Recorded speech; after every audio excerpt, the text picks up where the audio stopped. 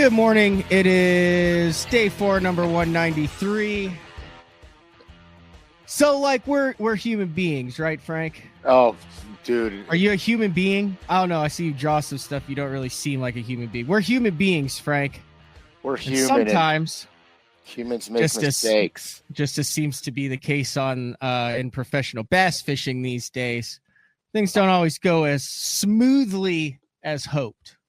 No, they don't. And I will be honest with you. I am struggling with some technology today, boys and girls.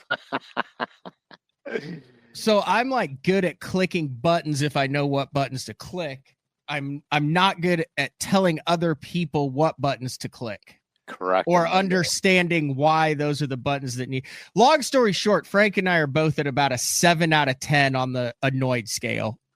Yeah. Because we're trying to figure out how to do this multiple screen. Like, I would venture to believe that 100% of the Day 4 BTL listeners have been in the position that we are both in currently right now, just in our overall countenance and annoyability level, Frank. Yeah, I'm up there. So here's the thing. So I have a pretty cool deep dive planned out today, and so I'm trying to go. Look, boom, there it is. We're going to talk about it. We're going to talk about it. So I'm trying to go between the deep dive app, which I'm actually learning to love a lot, and it's pretty badass. It is, and a map. So deep dive does not integrated with Navionics yet. No. Long story. It's a long story, but just say did we do a show last week? Yeah, we did a show last week. Yeah.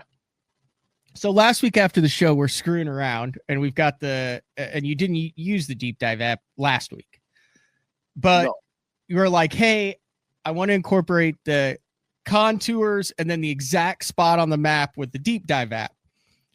And I don't know how the hell we did it, Frank. When we did it like that.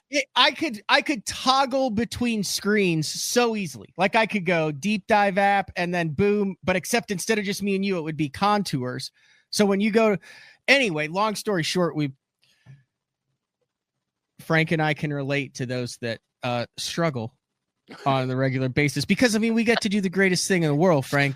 You get to paint lures, we get to talk about bass fishing, we get to help you get to help others catch bass. I mean, heck, we have a schedule for the Bassmaster Classic coming up, noon on Saturday, 12:30 on Saturday. 12:30 on Saturday, where people will come meet you.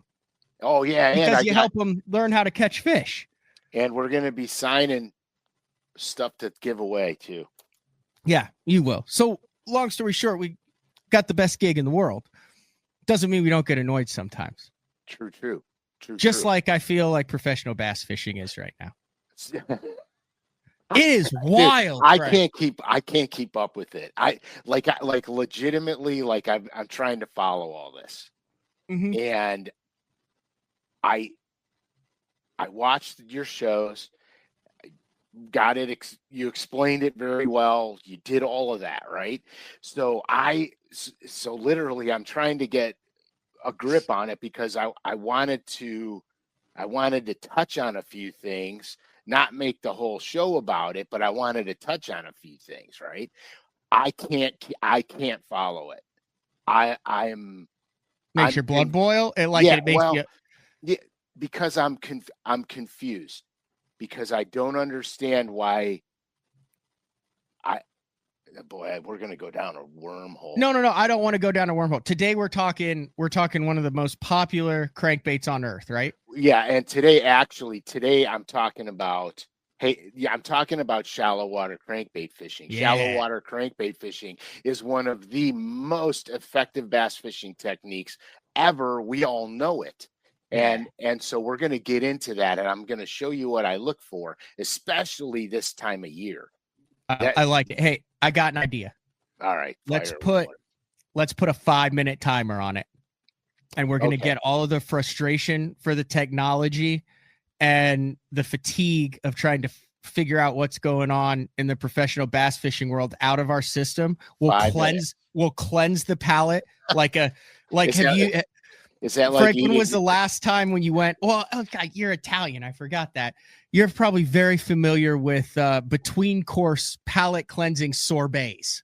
Absolutely. I was just going to bring that up. I was going to say, okay, we're going to do a orange sorbet to cleanse our palate, or a lemon sorbet. So I feel like it would be, is the word cathartic? Dude, what is cathartic? I don't want to misuse that word. Do not misuse the word. Purging or cleansing. Yes. I feel it would be cathartic to briefly opine on it, because I feel like that, God, I'm not intentionally using these words. I feel like that's where a lot of the angst this morning is originating. You are so using them on purpose. But after that, hard transition, an hour of deep diving with shallow crankbaits and maps and stuff like that. So 5 minutes, go. Okay. So I tried to follow all of this nonsense that's going on, and it's drama. I mean, it's drama. Dude quits the elites, bails, pulls his stuff off his boat. I'm out. I'm done. No information rule. And here, I'm going to just tell you something straight up. Okay. I don't know if I would pass a lie detector test, and I don't freaking cheat. Okay. But all I do nonstop, day in and day out, is talk, eat, and sleep fishing.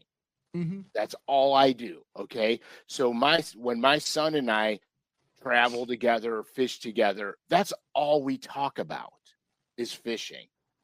So and in today's game, there's a lot of anglers where their sons are following in their father's footsteps, and the father wants to communicate with the son, because that's what we do. We talk about fishing all the time. How could you say, well, you're not intentionally getting information, but from what I heard, hopefully it's not one up north like it always is. Well, that's not anything. That's nothing. You know what I mean? It's nothing. And then another guy blatantly breaks the rules and then gets a fine. So how does one guy get disqualified? One guy gets a fine. I mean, all that has to happen to clean this mess up is keep it consistent, keep it simple. That's all they have to do to clean this garbage up. Mm-hmm. And I mean, if you go to any sport on any level, all sports people talk about the sports they're in. How can I throw a baseball harder, faster, get more movement on my off-speed pitches? It translates in every sport. If I tweak my golf swing here, if I'm, every sport, they're competitors. They fish, they play against each other, and yet they still talk about it because that's what they're into. So I don't see how this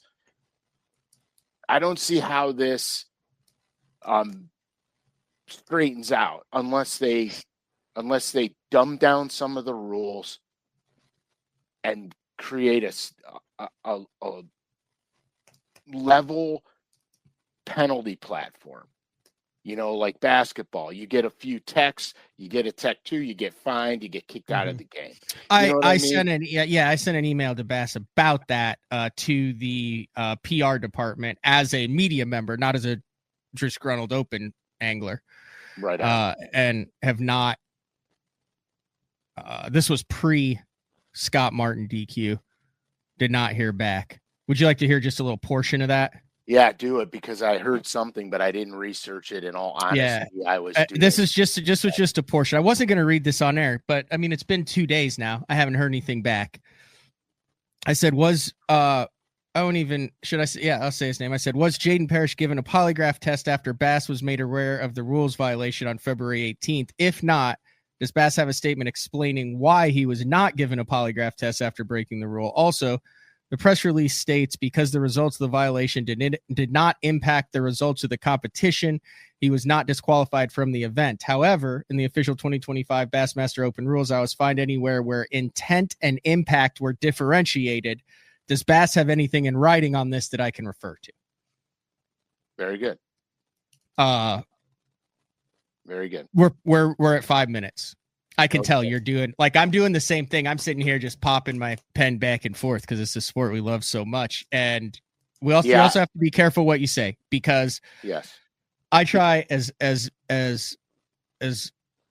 best that I can to follow what I know is factual, what I can back up, which comes from the organizations or comes firsthand directly from those anglers.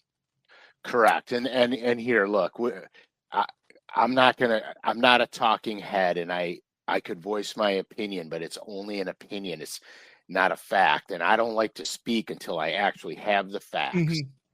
I was just a little irritated with all the drama that's been going on lately, because I think it diffuses the beauty of the sport we do.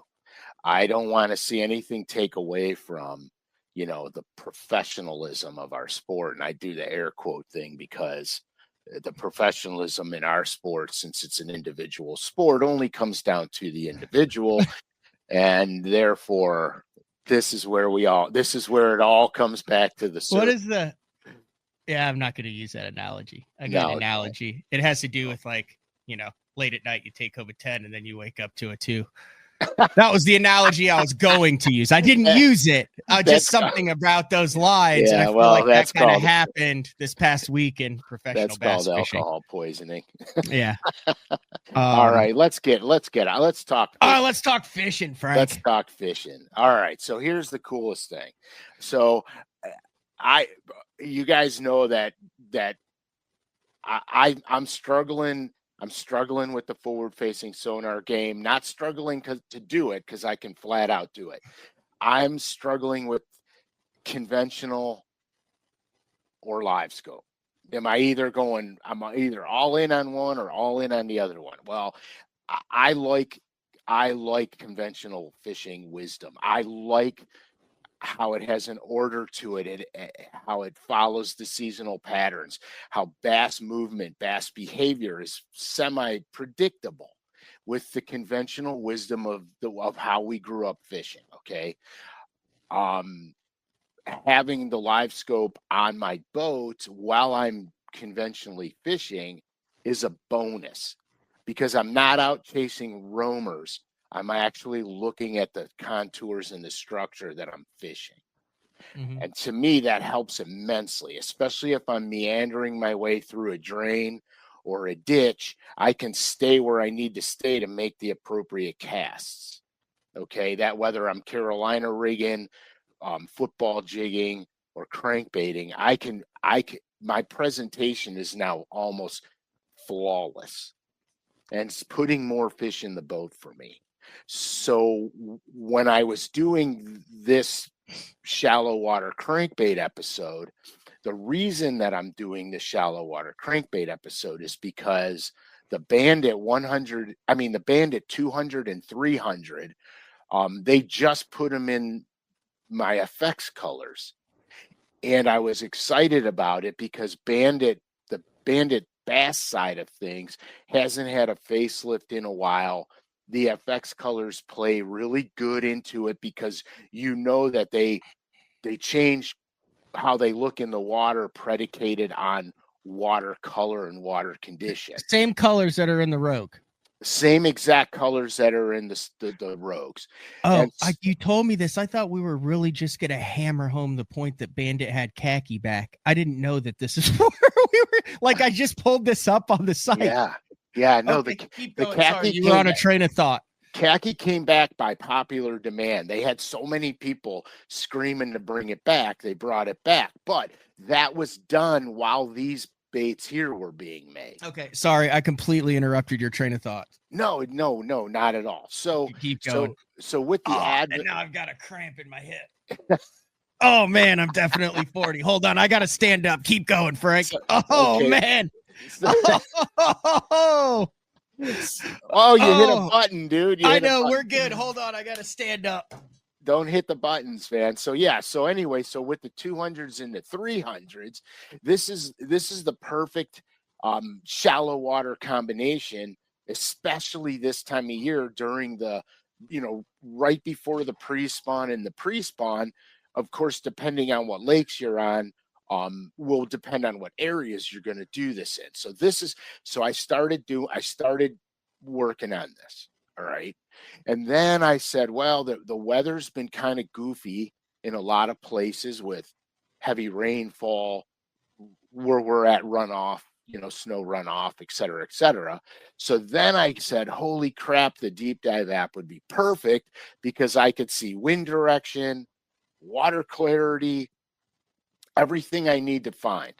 I can find on the deep dive app, and then I can get on my sonar unit mapping chip and I could look at the areas. So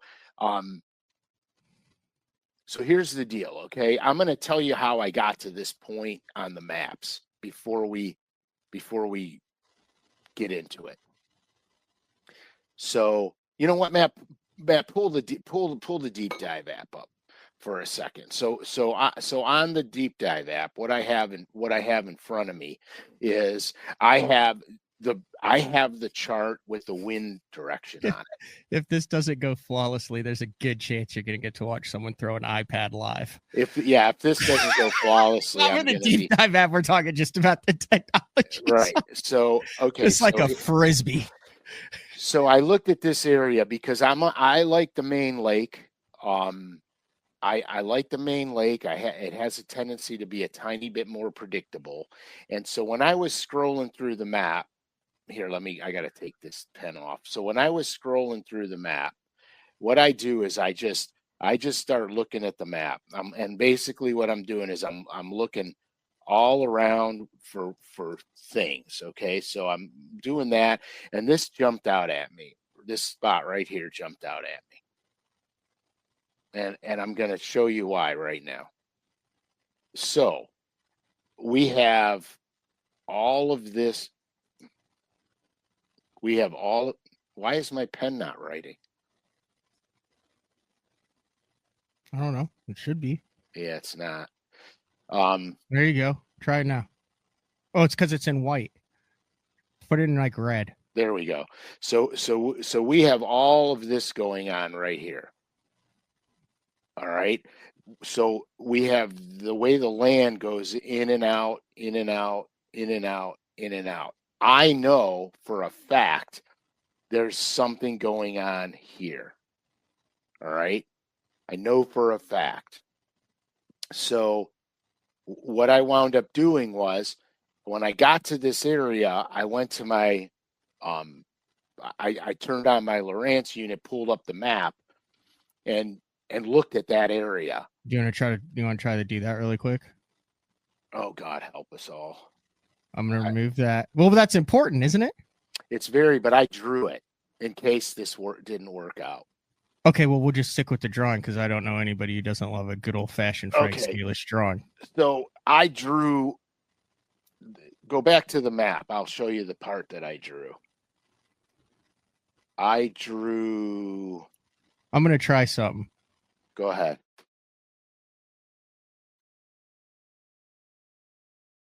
Ooh, he's doing something. But it's not working out here. I don't know what you're doing, Matt. My audio was also removed. But if I remove myself, then I can have you with your map and the deep dive map at the same. No, you could just. But you're running the show. I got no audio then, but I don't talk for like 10 minutes. Just make it small. Anyway. Make it small so you're part of this thing. So what I drew is this area right here. Oh, you need to put the deep dive app back up there, bro. So what I drew is that area right there. And so I went in and this is what I got. I'm kind of proud of myself. I was able to Why is my deep dive map is up on my screen? Yeah, so it's up on the screen for the show. So you can have the deep dive app and the land. I just ran my foot over with my dang chair. Okay, so this is what I drew. We are a mess this morning. Yeah, this is not going as planned. All right, so anyhow, so this is so when I got to the map and saw all these contours, I'm like, oh my gosh, this is perfect because I have a nice steep structure. I've got a defined drain that goes all the way up. I've got high spots.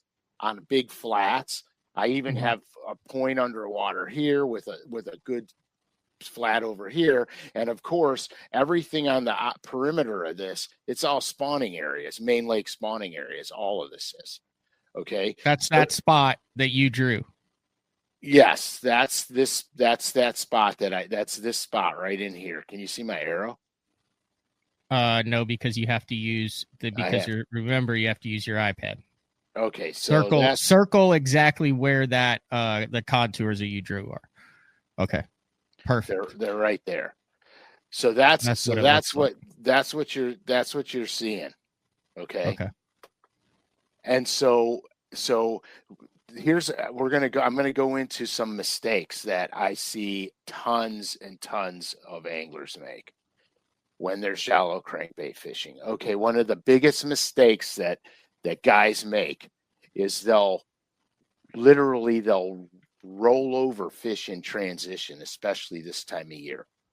They roll over them in transition in a big hurry to get up to these spots here, the shallow stuff that they could see, because you could see a lot of the debris you're casting to. And everybody knows that the bass are feeding on these shallow flats. That's where the active fish are.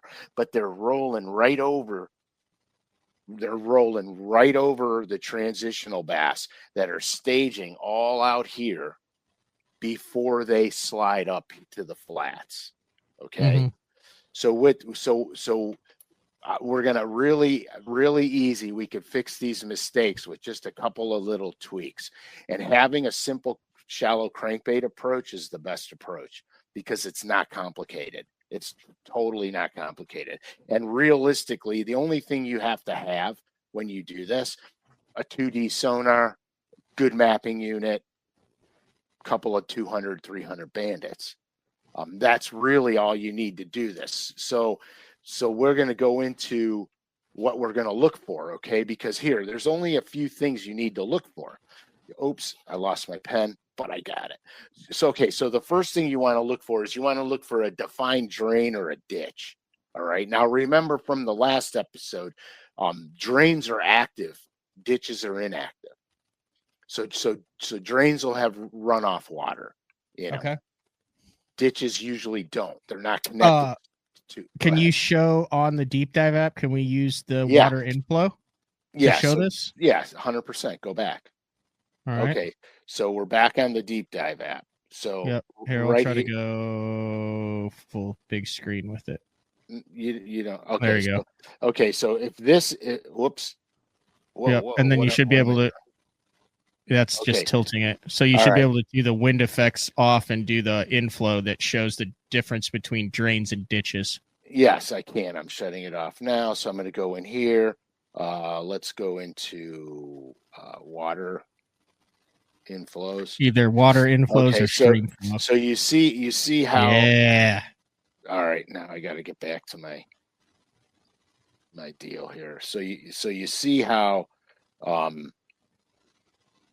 You see how this. Can we restart? Yeah. So I'm trying to get my pen to work. There we go. So you see how. Gosh dang America. So you see how this goes right here. This is very active.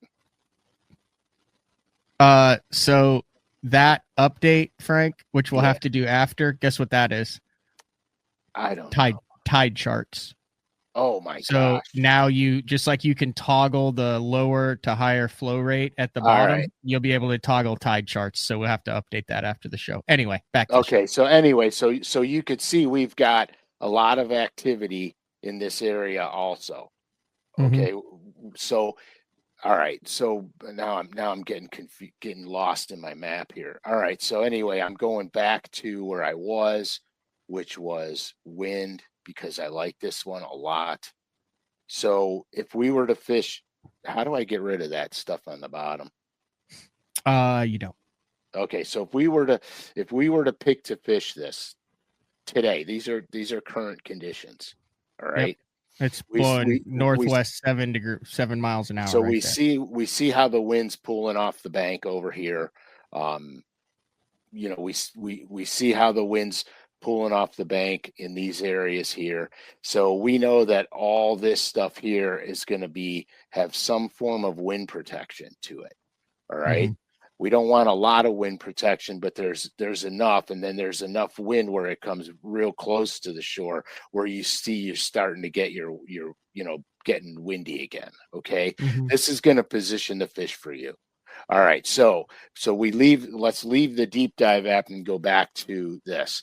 All right. So in our map, and I'm going to open a box here because I actually have my Bandit box that goes in my boat here. So I'm going to open this up. I'm grabbing myself a bait, and hopefully it doesn't hook on everything. Okay, cool.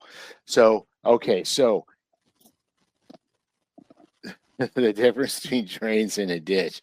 My wife left me in a ditch and drained my bank account. Oh, I wish I could say I've never been there before. I've never been there. Well, yeah. Okay, so I'm trying to get the glare out. Okay, so no, it looks fantastic. I like the. All right, so I like it. I have my 300 Bandit, and what I'm gonna do is, I got to talk about what we're looking for. Okay, so we're looking for ditches and drains. You guys know that, a drain is active, a ditch is not. But in drains, the creek channels are going to be way more defined because they're active.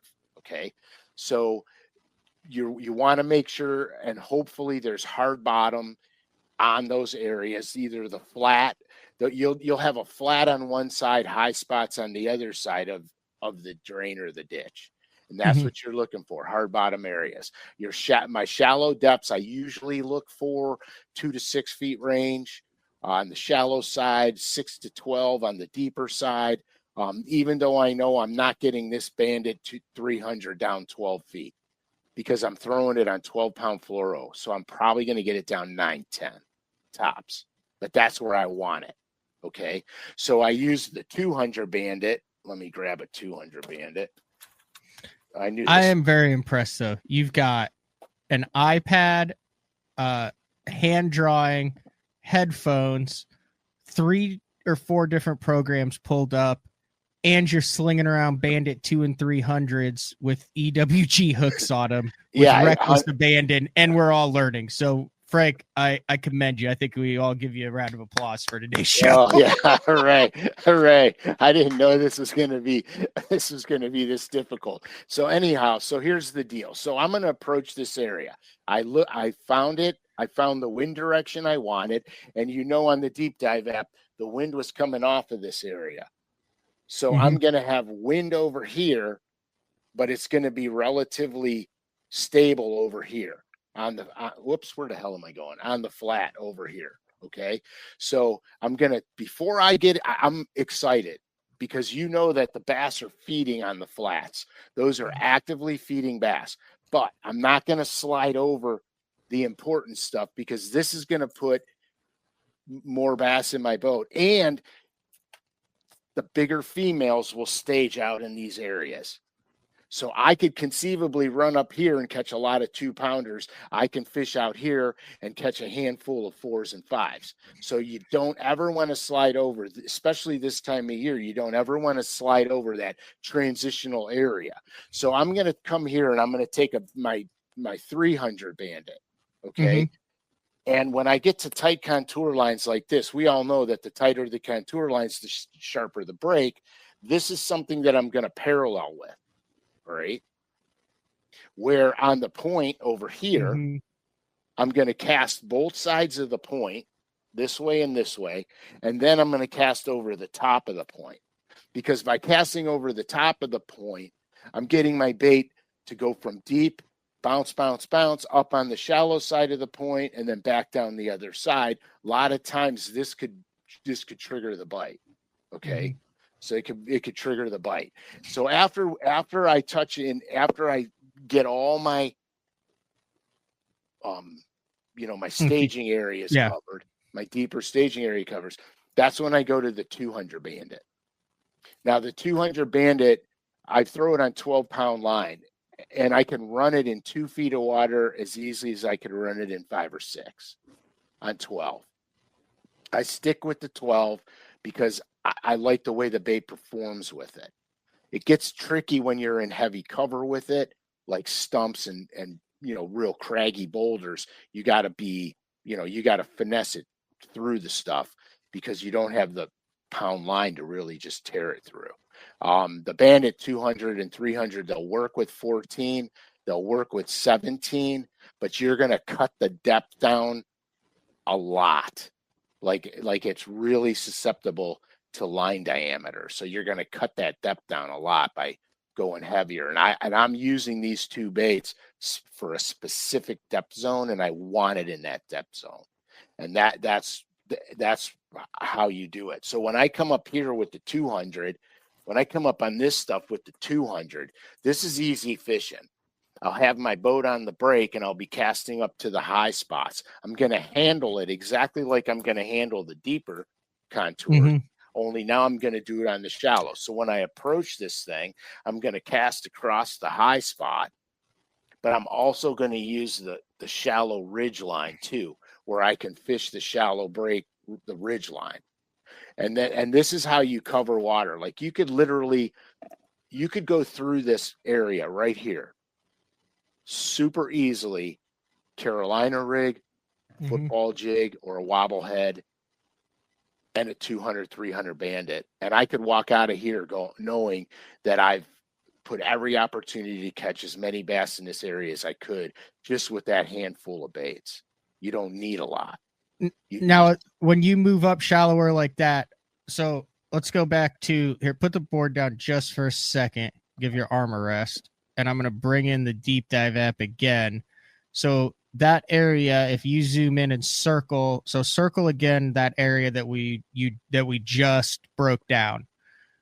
And you can tell from the wind effects that that's calmer. Would you rather hit that? So if you go down on the bottom, Frank, where it says 8 a.m. today, on the stuff that's just below it, click that little arrow to tomorrow, and you'll see that the wind is going to completely shift in that part of the country tomorrow. Yeah, 8 a.m. today. Yeah, so click that little arrow on the right there, and it'll go to the next day. Then move the cursor, so you can actually look at the wind upwards of a week in advance. So yeah, will know. So this is tomorrow at 10:20. Now you can see the wind is shift. It's blowing in, and then where the yellow is actually where it's hitting the bank the hardest. Are you more likely to slide up there quicker when you have more when you have a little chop on the water? Well, here's the deal. This is going to change my fishing approach. This is really good. So did I jump ahead on that, or was that something you were going to go into? But no, we're good. We're perfect. So this changes my fishing approach. So if I know that I'm going out there and the first day, the wind's coming off the shoreline. This is when I'm going to spend a lot of my time on the structure that's out in front of me. Okay, that was my question. All right. So now we jump to tomorrow. And we got the wind coming on. Now, this is a different approach. Now I'm putting on a spinnerbait, a chatterbait. This is when I'm going to be fishing in this zone right here. So now I'm going to be fishing in this zone right here. Because I got the wind activity, the wave activity. I've got all that stuff that's going to give me a very aggressive, shallow bite. So I'm going to take advantage of it. I'm not going to ignore our structural elements out here. I'll fish those, but now I'm going to go up in the shallow stuff first because the wind is playing it. So I'm going to play the wind, get the most bites I can right away. And then I'll work out. For day one, with the wind coming off the bank, I'm going the opposite way. I'm fishing the offshore stuff first. I'm going to fish the offshore stuff first. Then I'll work my way to the bank. That's how I would approach it. So the different wind days are going to give you different way to approach it. And with the app, it's really easy to see because any of the highlighted places, does the wind change where the fish are setting or just the direction they're facing? Well, bass will always face into the current because of their aerodynamics. But what the wind does, Okay, the wind creates the activity. Bait fish feed on plankton.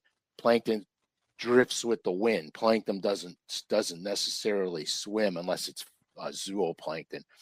But it drifts with the wind. So the bait fish feed on that. So the bait fish are going to all be pushed into that bank area when the wind's blowing on the bank. When the wind's blowing off the bank, the plankton's starting to come out. And so the bait fish are starting to come out. But this time of year, the bass also, they have two things in mind. They're going shallow to spawn, but they're not spawning yet. It's definitely pre-spawn and maybe before spawn, especially where we live, not so much in Florida and Texas and stuff. Mm-hmm. But so what happens is that's the bass are going to stay relatively shallow, because once they get where they want to be in the spring to spawn, they're not leaving that area. Mm-hmm. And when I say they're not leaving that area, they may pull on the bank and then pull 30 yards off the bank, but they're not leaving that area. So the key is, when you're doing your map work, you look for areas that have a lot of the structural elements you're looking for within a small confined area, because this will help you figure out the pattern much quicker. Once you figure the pattern out, you can run down the lake. Here, if you go back to the deep dive app, if you could run down the lake, and I can do this. I can run down the, I forgot to take my pen off. So I could run down the lake. Okay. Now the area that we found here, okay. The area that we found here has a lot of stuff going on in a very short spot, right? So now if we were to go down the lake, we could actually go right to here, and we would have another area over here that would have similar stuff going on, but it would be broken up into this section and broken up into this section. So we would essentially have two sections, and you could do this down the lake, and you could run down the lake and do this everywhere as you're traveling down, down or up the lake. It doesn't matter. You could even go on other sides. Like this is another good spot right here. There's a lot going on right here. Mm-hmm. You know what I mean? And then you could, so instead of having that one area that we started in, which I really like a lot because it's flat, it's got defined stuff. I really like that place a lot. But like, you could go into these areas and they're miniature ecosystems going on. They're all miniature going on. And if you look at this one, it's going to have stuff going on in here. It's going to have stuff going on here. Dollars to a donut, because of the way the current goes, the structure is going to wind up running like that on it. So I don't think you even know about this. So hit the home button on the deep dive app, Frank, on the bottom underneath there where it says home map baits, and then scroll up and keep scrolling all the way. Yeah. To the top. So here. So there were guys that were asking questions about that. So there's your current flow, the actual current flow, and then there's your lake level as well. So what you just talked about on those, you can look at that and take all that stuff into account. Right. So I was actually gonna get into this. So the lake level is the top one in red. Okay. Yep. So it's going to show the lake levels starting to taper down, and your CFS chart is your cubic feet per second, which is below that. That's what gives you your water flow, how fast, how hard the water is flowing. Those are all very key ingredients, because as you know, you never see bass get caught in a puddle when the lake comes down. I never have. You see those dumb catfish. See them. You'll see a carp stuck in a puddle. You'll see a catfish, idiot stuck carp in a puddle, but you'll never see a bass, because bass are always moving with the water. They're not going to get stuck. But knowing that, right? So we have our contours. Let's go back to this beautiful, crazy ass chart. So you have your contours, right? So as the water starts to decrease, the bass are going in the gut. All right. And they're pulling off the 2-foot stuff that might be almost bone dry later. And there's going to hang in this area over here. That's why I look for these places. As the water rises, bass do the opposite. They go shallow with the water. All right. So if you have an area that's a huge, giant, big flat and the water starts to rise, the bass can get away from you because they can travel huge distances as the waters rise. So if you're picking small areas like this, they can't get away from you. You got land here, you got land here. The pocket ends up here. They can't get away from you at that point. It's a steeper bank. You could tell by the terrain on the deep dive app, it's a steeper bank. The water's not going to go flooding into the woods. So these bass here are never going to get away from me. They're confined. And so it's just one of the tricks with conventional fishing to put every single possible advantage you have, because all we're doing is we're playing the game of averages, and we want to put every single thing in our favor that we could put into as an angler. And let's get off of this, click that. I'm getting used to this app. It's taken me a minute, but I'm getting used to it. Not the app, it's the navigation of the iPad. You had never even held an iPad this time 2 months ago, had you? No, heck no. I don't even have an Apple product except for this thing. So I went back to our original starting point just so you guys could see the map better. You can see how the terrain is. These bass can't get, they're not going to get behind us. You know what I mean? They can't get behind us. I'll go back to today's wind. And so I won't lose them in here. Where if I'm in a big creek and the back of creeks have these big giant flats in them and the water comes up, you could lose the bass. They could literally get you got a lot more practice time you need to put in to find those fish, when that water comes up. So I always try to find places that I can look at and have an advantage in multiple weather situations or lake level stuff that's going on. But this whole thing came about because of the 200, 300 Bandit release. Because it's something like when I first started fishing Bassmasters, to be honest with you, if you weren't throwing a 200 Bandit, you weren't fishing. I mean, everybody had them. You couldn't see a bass boat without them tied on. So it's kind of funny how with the advent of some technology, certain techniques, I don't want to say go away, they're not as sexy anymore. You know what I mean? There's other ways you could catch bass. It's not as sexy anymore, and it's a shame because it's such a high percentage. This shallow water crankbaiting is such a high percentage technique. Very cool with the colors on it, though. Do you have them there? Yeah, I got my box for my boat. Oh, well, my God. Let's see some of these FX colors in person. Okay, so here's what I did. All right, so I'm going to move the iPad so I don't break it. Wait a second. So Bandit has made a resurgence because they came out in the 1 and 200s in the Bone Cross series. Correct. Then they dropped the FX series, and in between that, they reintroduced a limited run of khaki. Yes, because the guys were freaking out over khaki. And I used to throw khaki back in the day too. Gray color. I don't even know why it's so good. It's a very simple color and it's fabulous. It's just fabulous. So Does that piss you off when simple colors smoke them? No, because because here, the truth of the matter is I'm going to go through this box because I have old school colors in here that I will never be without. And they're the simplest colors on God's creation. All right. Let's hit it. So first we're going to go foil green. All right. In the Bandit series, this is as shatty as it gets. Between foil green and foil blue, bait fish all day long, all the time.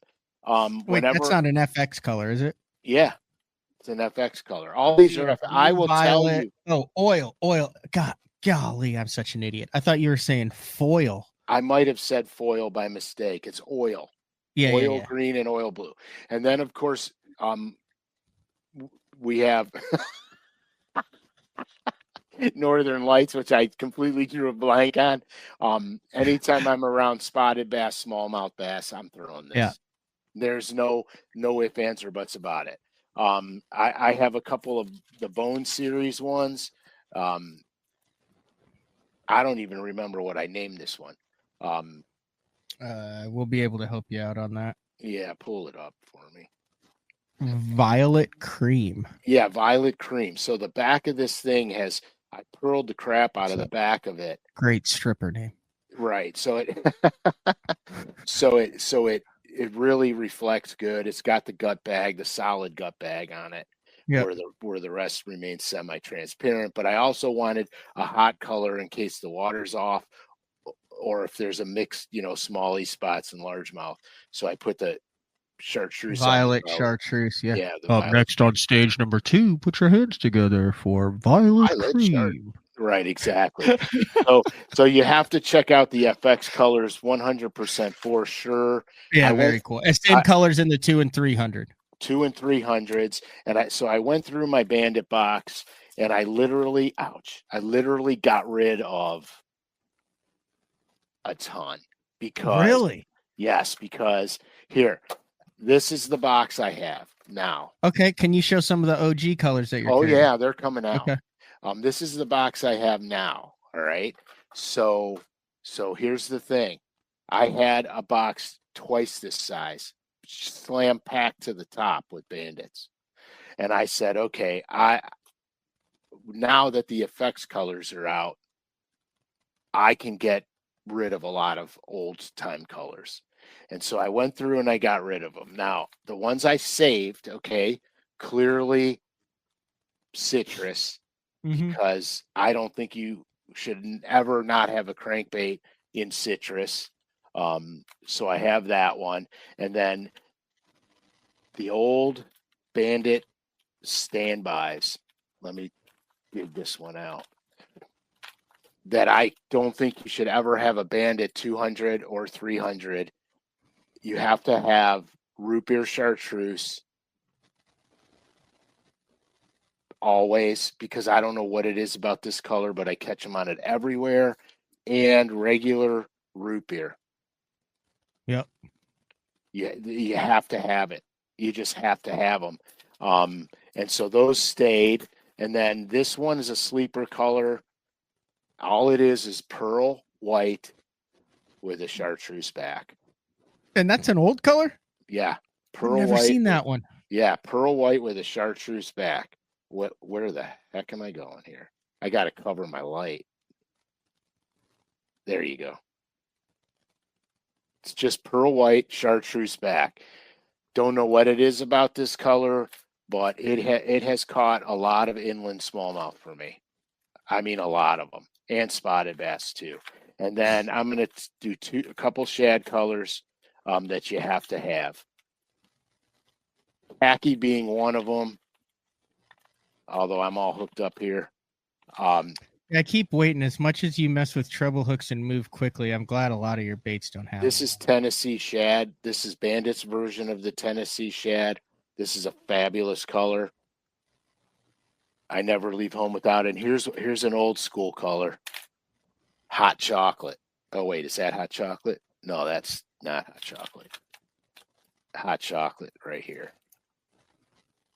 I'm going to get hooked today because you said that's what I'm saying one of these days. And then hot chocolate.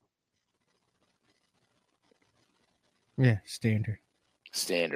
You're not that's just your Bandit 200. That doesn't include like the craw patterns at all. These are all bait fish. Yeah, these are all bait fish patterns. Okay. I got you. And that's my Bandit box. It's really simple. It's not complicated. And I was really happy when the FX colors came out, because that gave me the ability to get rid of some boxes out of my boat, because I am with all this forward facing crap. Now I got more boxes to add in the boat. At the risk of upsetting the powers to be at Pradco and LureNet, what are your honest thoughts on the hooks that the Bandits come on? They're like the pear shape. They used to remember the Yeah. Mustad triple grips that came out. Like, are you replacing those hooks? Are you throwing those hooks on them? When I'm fun fishing, I leave the hooks on them because the hooks they put on them now, they're pretty good. Okay. But to be honest with you, the old hooks were no good. They were like a bronze pear shape. They were Mustad triple grip, I think. Yeah, these ones are pretty good. They got good points on them. Mm-hmm. They're conical. They're not chiseled. They're cone shaped. Okay. You can't hardly lose a fish when you hook them on it. But in competition, I'm going round bend. I can't help myself. I got to throw a round bend on them. But fun fishing, I don't, and I hardly ever lose a fish. So, you know. Have you ever thrown the Bandit walleye series in cold water? It looks like it'd be a really. I know this was not on your bingo card to talk about, but does that not look like a good cold water crankbait, Frank? Oh, it's phenomenal, but it's brand new. It just came out this year. Really? Yeah, it was never available before. There's a there's a whole series of that bait, and it would be like can't tell me that one right there won't hammer the smallmouth, dude. That's a smallmouth killer. You can't even tell. In addition to the realistic profile, our engineers designed a specific tic-tac style paddle for all three sizes to achieve perfect running depth, whether cast or trolled. 4 sizes increasing body size and depth. So basically, it's a walleye trolling system. Right. The Bandit walleye shad. It's a walleye trolling system. So each bait is on. Yeah, that's like Wonder Bread. I know, but give me a little stain on that and a spinning rod with some 8-pound fluoro around some pea gravel banks in the pre-spawn. Dude, you could chuck that on a bait caster. Oh, really? Oh yeah. Oh yeah. That's not like throwing a shad wrap, bro. That'll cast. I would imagine you probably haven't even had these on the water yet. No, I haven't fished them yet. They just came out. Am I tripping here, or does that look like a badass cold water, little shad wrap style, except a Bandit? No, I don't think you're tripping at all. Wait till the bass guys start throwing them. Now, some of the colors I would not throw for bass, but for walleye. You wouldn't throw Wonder Bread for bass? I don't know. That's a no. No, it's a no. I would definitely throw the perch in a heartbeat. I would throw the perch. I'd wear the paint off of that. That wouldn't even be bad. I got some I could paint. That's not bad. Yeah, that's a good one. I mean, that's a standard that's right there. Bad. I mean, that's pretty money. But yeah, I mean, 100%. I'm kind of glad you took that detour because, yeah, I mean, that bait will have a place in the bass community too. Absolutely. For sure. Yeah. I'm excited to try it out actually. The people are never happy, Frank. You get them the FX colors in the Bandit. Nothing. You get them the FX colors in the Bandit. Now they want them in the Norman.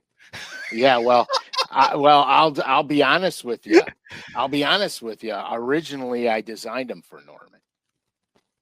Dude, that's a brilliant move to throw those. I mean, I feel like I feel a Bandit resurgence bubbling up. Yeah, well, that's the reason we did it. I'll tell you the truth of the matter is, Bandit 200, 300, even the 100. I say even the 100 because it's a square bill.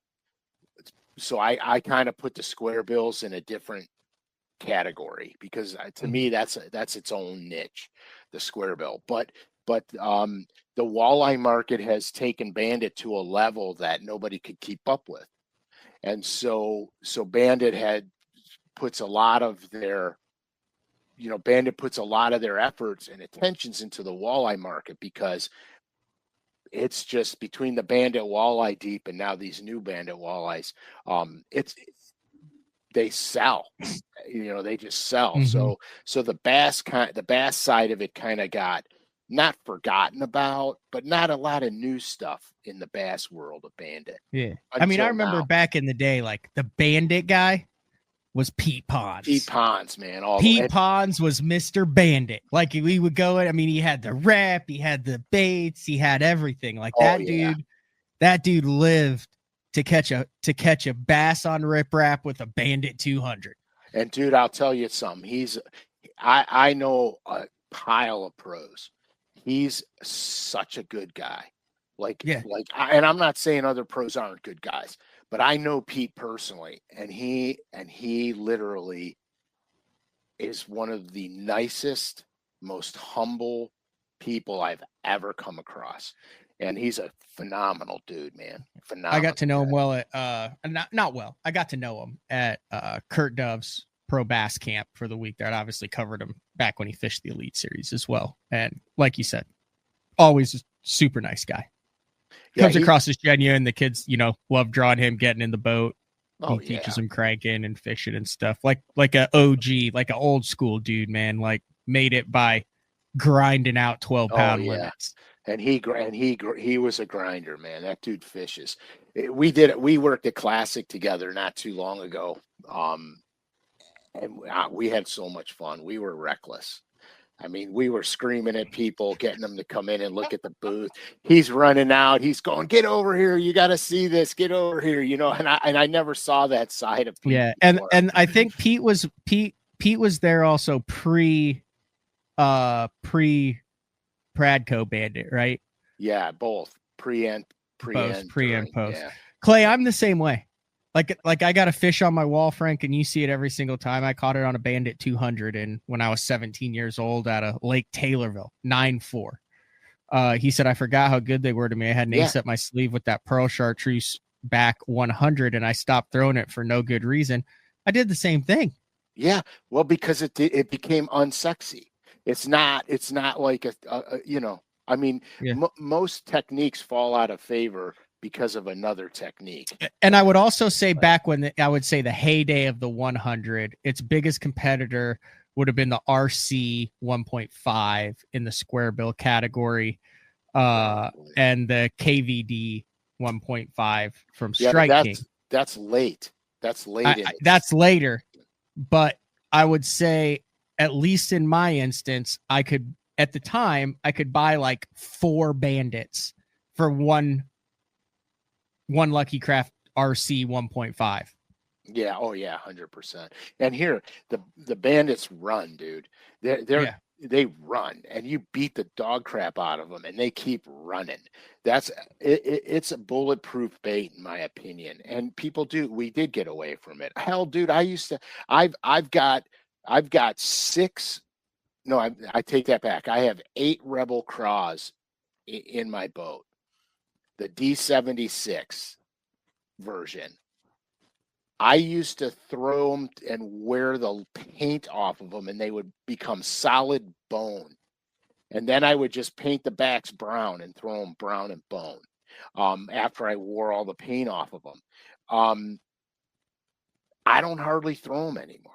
And I don't know why, because I catch the crap out of them on it. I do find it ironic, though. So we're talking about all these colors that they brought back, and my favorite color is a discontinued color. Which bait? In the Bandit. The Bandit 2 and 100. What color? Do you think you can guess it? I bet you can guess it. Your favorite? Purple haze. Oh, purple haze, dude. They had a color. They had a color in Norman, very similar.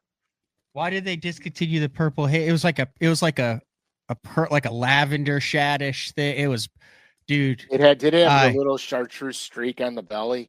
Very faded. I believe so. It smashed them at Thunderbird. Don't know. Baits used to be discontinued, predicated on national sales. And so there's a problem with that formula. Because if a bait slows down, a bait might not take hold in the Northeast where I live and be dominant Southwest. Right. You know what I mean? Like the C77 Big O up here was was a money crankbait for decades and decades. All my local tournaments and stuff that I fished here, there wasn't a angler out that didn't have a C77 Big O on, especially when they came out with the G finish and the Smoky Joe with the original plastic color, not the painted color, but the original plastic color. We all had them. We all had them, and we all threw them. But you get out of this region, and then they translate less and less and less. So what happens is, you look at sales across the country, it starts to slip in certain areas, and they're like, okay, we're not selling enough of them, get rid of it. And that used to be the formula. And the problem is that if you're not going to upgrade colors every time you lose a color, add a color, you can't recoup the loss. And so what happened is the discontinuation slowed down. And so now there's a mainstay group of colors, but prior to this, keeping these core catalog colors, they were dropping colors like flies. Discontinue. And back in the old days, a lot of independent lure manufacturers, they could, like Bandit was one of them. Before Bandit was sold, the only way Bandit could keep in business was to just keep making new colors. Yeah, I remember. So that's the closest thing I can find to it, Frank. Yeah, that's almost like Norman's lavender shad. That's badass. The little pink on the belly, and then it was like a faded purple on the back. So pink on the belly, not chartreuse. The pink is a trick, man. The pink is a trick. I had some Bandit. But they don't make that color anymore. That's the color. Yeah, that's the color. They don't. Yeah, that's the discontinue. I'm not exactly sure what the exact color was, but yeah. But like the pink belly is something special. There was a dude that his name was Rufus when I started fishing the opens and the elites. Rufus was I hooked up with him, and he was a Bandit freak machine. Rufus is a guy you don't move in on. I just feel like with a name like Rufus, you don't cut him off 50 yards down the bank and start flipping. No, you don't. Absolutely 100% you don't. But anyway, so we had the Bandit root beer with the pink bellies. Ooh. And that was the trick back then, was getting the ones with the pink belly. I've not even seen that. Yeah, it was a short time. It had a short lifespan. And you don't mess around with Jim. We didn't announce this or anything, but you want to give away a $50 gift card to lurenet.com? Yeah, we could. Okay, so here's how this goes. It's not a contest. Mm-hmm. It's anybody who goes on LureNet and uses the BTL 25 code is automatically eligible. And then every 2 weeks, the computer's going to randomly pick somebody that used that code, and they're going to get a $50 gift card for LureNet every 2 weeks. So is that starting like right now? That's starting right now. So if you, well, clearly we just made it start right now. Okay. But I'll take care of the logistics behind it. Okay. It needs to be people who have used the code, like not from like noon today, but like, like Sean sitting here going, thanks guys, I got $200 in my cart. So like we need to make sure starts at midnight yet, so people who bought stuff during the show today don't get cut out. We'll just have it started. We'll have it started prior to today. A couple days prior to today, so don't worry about it. And then because it'll put them all in a thing, and there's a random program that they have that'll just randomly pick a name, and we'll do it every 2 weeks. What's the date today, man? The 13th? Today's the 27th. 27th? I'm looking at the wrong month. 27th. All right, I'll have them start it a couple days prior to this, and we'll get it going. And then I sent the winners, the winners of the Normans. I sent you those out already. You got them already because you both responded. We got the rogues. We got pro rogues to a giveaway. That Matt we'll and I announce that next week. Yeah, because we're in the process of weeding down. We got such a good response. We're taking all the show ideas, and we're going to do that. Shut up with the bandit stuff. No one needs to know. Why do you think I like the Time Bandit and Deadliest Catch? You're giving away Brian's secrets. Yeah, well, it's not a secret. It's just guys get away from it, man. It's not cool anymore, you know. In the meantime, I'm weeding down all my boat stuff, my tackle in the boat and everything, and I'm trying to condense all of it because I carry way too much tackle, and I'm having a problem, man. I have probably 7 or 8 boxes of crankbaits that I carry. Screw it. Keep them in there. If it makes you happy, keep them in the damn boat, Frank. That's what Frankie said. He goes, "What do you care how many boxes you got in your boat? If it makes you happy and you like having them and it reduces your anxiety that you may need to pick up a crankbait that you haven't used since 1980." But look, like all my boxes are labeled and stuff. You know that because when you see them in the boat and they're all stacked up, and I even label all 3 sides in case I have to vertically stack them. But yeah, I mean, you know, I guess, the thing that's throwing me a little is the jig and minnow game.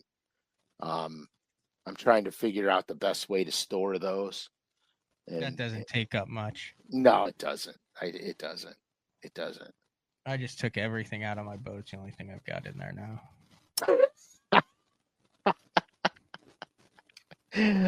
Oh, it makes life a little easier, doesn't it? It does. It makes life something. I can never, ever, ever do that. I could never do that. I my hat's off to you guys that do that, but I cannot resist fishing the way I know how to fish. I just can't resist it. It's a good show today, Frank. It was fun. It was crazy. We started out a little Angry. A little hot under the collar, but we brought it back together. We had some good mapping. I'll put that link also for this show for Deep Dive. If you're watching on your phone, it's a downloadable app. It's like $60-$80 a year for the whole thing. For the premium, like the stuff that we're showing that has the water inflow and the wind effects and all of that stuff is the premium. Try it out for a month. If you like it for the month and your fishery and things that you have it on there, have at it. If not, big shout out to Deep Dive. They're really trying to figure out how to get it in the hands of serious fishermen because there's a stigma around apps. I had it too. I've turned down a lot of apps for Bass Talk Live,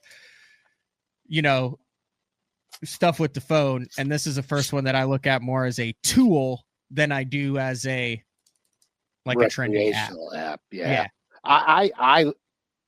I was skeptical. I'll be honest with you. And of course, we're trying to sell it for them. I mean, that's the goal. They're like, hey, we think this would work really good with what Frank does. And I'm like, and I think once we show the features, it's going to result in guys giving it a shot who normally wouldn't give a fishing app a shot. Listen, I'll be honest with you, with the up-to-date wind direction and the water clarity, it's worth it for just those 2 features alone. The fact that they keep upgrading and keep adding new things to it, it's money. The flow charts that you could see which drains are active.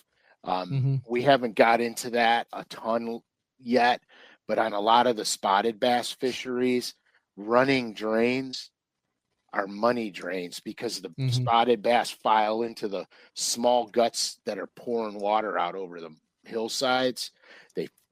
They literally pile in these things. And when I was on Smith, there was one day we got a big rain the night before the event, and all I did was run active drains. And so this would have been handy. would have been hugely handy, because on Smith, there's a bazillion pockets and little crevices in the mountainside or hillsides. And I had to physically run to each one to see which ones were running.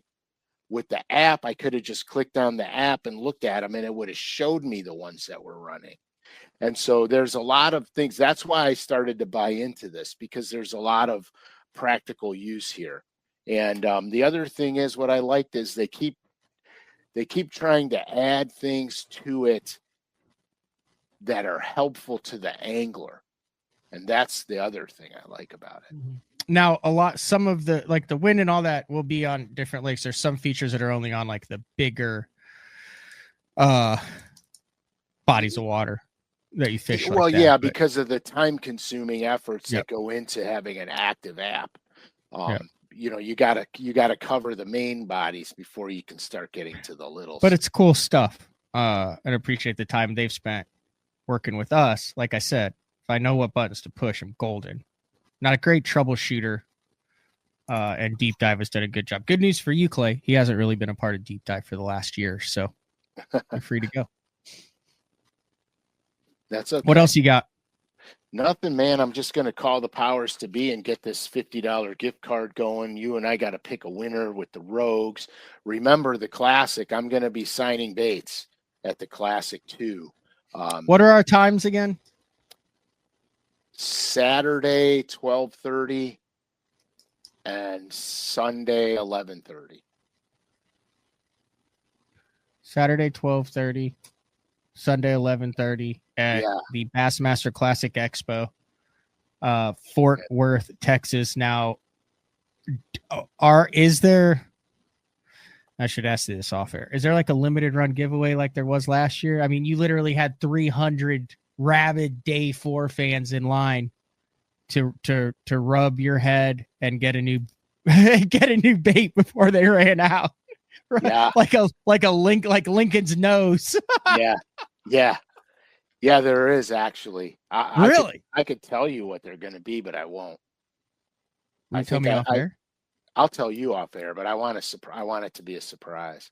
But there will be a special limited run for those that are there to meet Frank on either Saturday or Sunday, because last year I know we saved some, to make sure if you could only be there for each day. Let me put it to you this way. It's not a special, like it's not a limited run of something I did just for the Classic.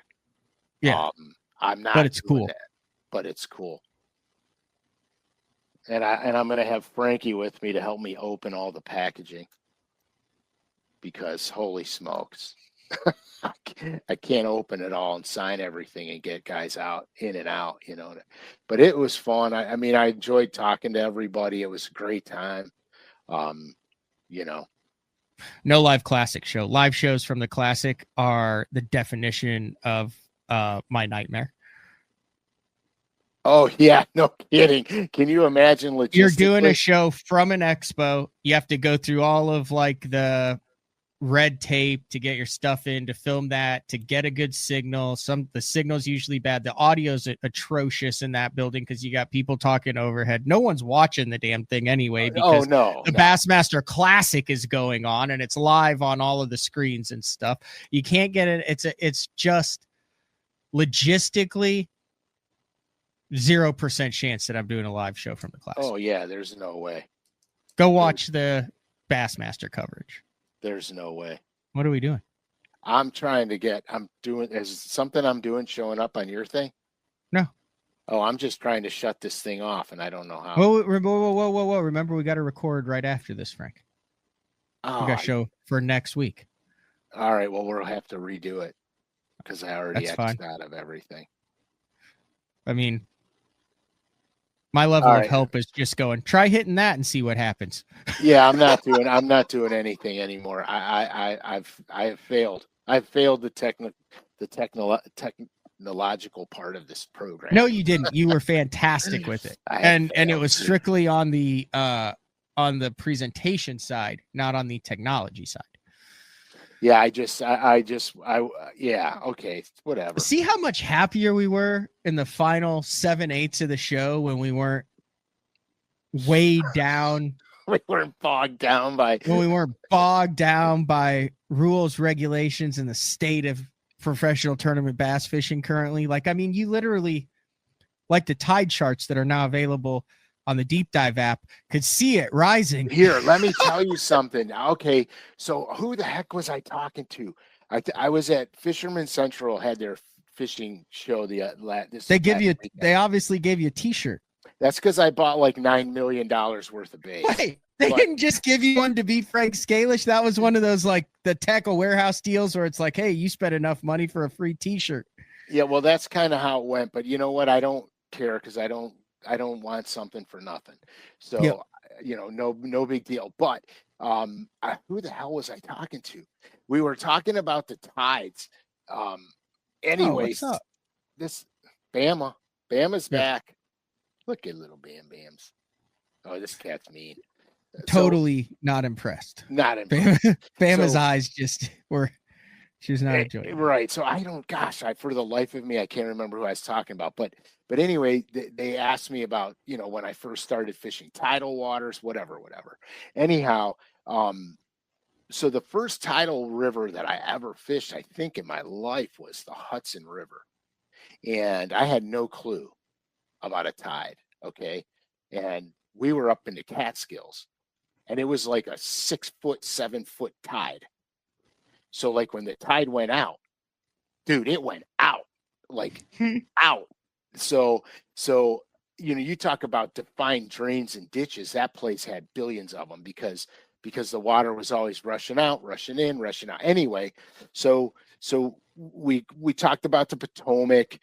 The Potomac's tide isn't relatively a ton. It's a small shift.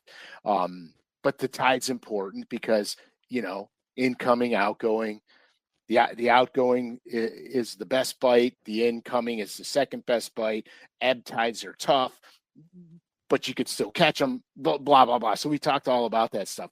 So I said the worst tide issue I had was on the James.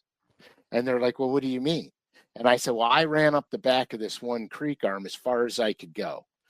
And it branched off into 4 fingers. And at the ebb tide, just before the tide started to flush out at the ebb tide, I had a buzzbait bite that only God could give you going on back there. And I had one buzzbait with a hook on it and I cut the hook off the other buzzbait. So I caught one bass and it was like a 3.5 pounder and I picked the one up with no hook and I was blowing through this area as fast as I could fish it just to see where the bass were located. Okay. Cause all I cared about was where were they located. So I didn't have to waste time. Anyway, I was excited. So then I went to the main river because I'm like, I got to figure a main river pattern out too, because when the tide goes out, I won't be able to get all the way up here. I don't know where the bass are going to go when the tide flushes. So I got to find something on the main river. So I start fishing the duck blinds. You know how the James is, Matt. There's duck blinds everywhere. So I started fishing these duck blinds. Well, I figured the duck blinds that were in the middle of the river were the better duck blinds. And so when I started fishing them, again, I was at an ebb tide and the tide just started to come out. And so I was able to run like 15 or 20 of these duck blinds and the current was strong. So I had to go heavier on the slip sinker, et cetera, et cetera. But the way the blinds were made, a lot of them had concrete bases that they built the blinds on so they would stay. And there was washout around these concrete bases. So there were depressions on sides of the concrete.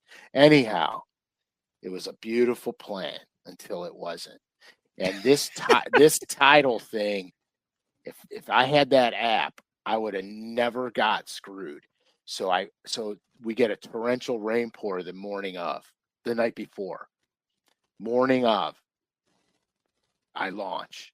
Hey, remember Brian Schramm? He sings country music now. Remember Schramm? Matt, do you remember that guy? Sounds very familiar. Great dude. So I drew out with him in this one and we knew each other. So we kind of we were kind of yucking it up. So in the morning, I peel off. I go way up this creek arm. I get there. The water's filthy muddy. I can't get a bite on anything I'm throwing. I slow roll a spinnerbait. I catch one. I get fooled. Okay, I literally get fooled. So now I'm chasing bites and I'm re-practicing up there instead of paying attention. I realize that I'm starting to feel the tide pool, and I'm so far up this creek that I don't know how much tide's out on the river. We got to go. I turn around, I bail, I run out of this place. I go to my duck blinds, and I'm running to this one duck blind, and of course I stick it in the mud. I'm like, oh my God, I'm 30 yards short of the duck blind and we can't move. I could never get to any of the blinds to fish them. I completely got my brains kicked in that event. So that tidal thing on that app would have been absolute money. Would have been so money.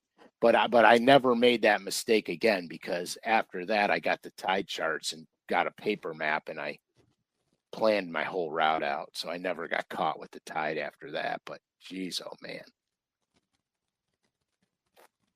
I think we should do a structural element meme coin.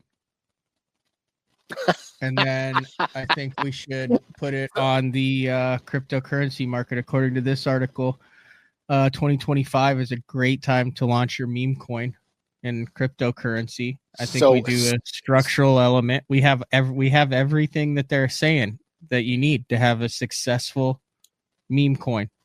Okay, so basically what I just learned is I'm doing the show and you're researching things that have nothing to do with what we're talking about. That has to do with the show. We're just bloviating at the end, and it just occurred to me.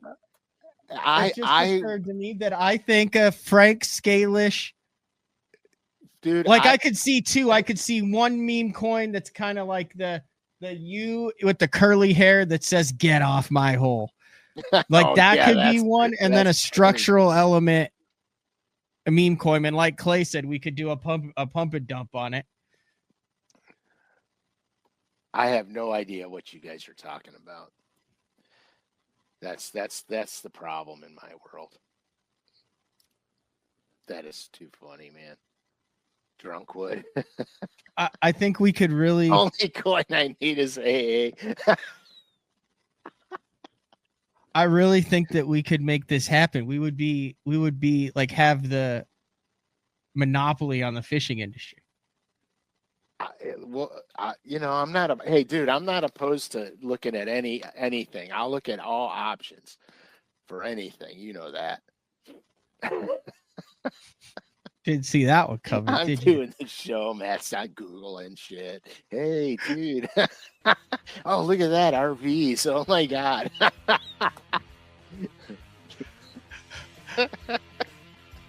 Same place, same time. Next week's a recorded show. I'll be at Kentucky Lake, most likely not catching anything. Oh, you're gonna catch them. Gosh bless America. It's literally going to be blowing like 40 miles an hour with severe fronts coming through. It's going to rain 6 inches. The thing's already a mess, and the water temp's going to be in the upper 30s with about a half a cove of clear water, according to the Deep Dive app. It's going to be a nightmare, and there's a very good chance that we only fish 1 or 2 days. Really? Yeah, it's it's a massive front that's rolling. Yeah, you don't understand. One of the tournament days, it's like 44 mile an hour gusts. Oh, if it's 44 on that lake and it's running the right direction, you ain't fishing. You aren't going. Over under number of fines / DQs at the next open. 1.5 over under. I'm gonna say under. I hope it's under. Guys are. I hope it's 0.